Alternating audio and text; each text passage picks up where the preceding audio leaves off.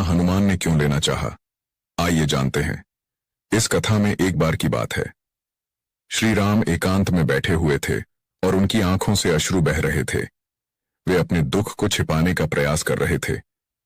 तभी उनके परम भक्त हनुमान ने उन्हें चुपके से देख लिया। प्रभु के नेत्रों में आंसू देखकर हनुमान अत्यंत व्याकुल और दुखी हो उठे।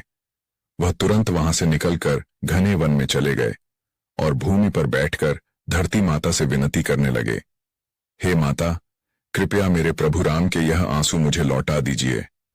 उनकी पुकार सुनकर धरती माता प्रकट हुई, परंतु वे मुस्कुरा रही थीं। यह देखकर हनुमान ने कहा, मेरे प्रभु दुखी हैं और आप हंस रही हैं, कृपया उनके आंसू मुझे वापस दीजिए। धरती माता बोली, हे हनुमान, यह मेरा सौभाग्य है कि प्रभु राम के पवित्र अश्रु मुझ पर गिरे हैं, मैं इन्हें वापस नहीं दे सकती। यह सुनकर हनुमान अत्यंत क्रोधित हो गए। उन्होंने भयंकर पंचमुखी नरसिंह रूप धारण कर लिया और क्रोध में आकर पृथ्वी पर उत्पात मचाने लगे। वे वृक्षों, पर्वतों और नदियों को उखाड़ उखाड़ कर फेंकने लगे। समस्त देवता भयभीत होकर महादेव के पास पहुंचे। तभी हनुमान देव के समक्ष प्रकट हुए और बोले, मुझे आपके मस्तक पर सुशोभित चंद्रमा दे दीजिए, मैं इसे सदा के लिए दूर कर दूंगा। महादेव ने शांत स्वर में कहा, हे पुत्र, ऐसा करने से सृष्टि में अनर्थ हो जाएगा। परंतु क्रोधित हनुमान ने उनकी बात नहीं मानी और चंद्रमा को पकड़ने का प्रयास किया।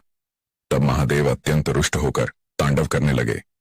यह देखकर माता पार्वती ने महादेव के चरण पकड़ लिए और करुण स्वर में बोली, हे प्रभु, यह भी आपका ही पुत्र है, कृपया इसे क्षमा कर दीजिए।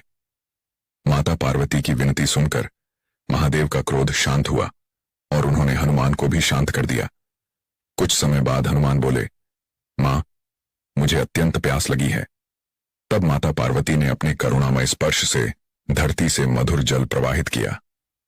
हनुमान ने वह जल पिया और बोले, मैंने इतना मधुर जल पहले कभी नहीं पिया। तब महादेव ने कहा, हे हनुमान, यह वही पवित्र जल है जो तुम्हारे प्रभु राम के अश्रुओं से उत्पन्न हुआ है। यह समस्त सृष्टि के लिए अमृत के समान है, जिसे देवता, मनुष्य और सभी जीव जंतु ग्रहण करेंगे। यह सुनकर हनुमान महादेव के पांव पड़कर रोने लगे। तभी माता पार्वती और हनुमान बोलने लगे, जो कोई इस कथा को देख रहे हैं, उसने लाइक और सब्सक्राइब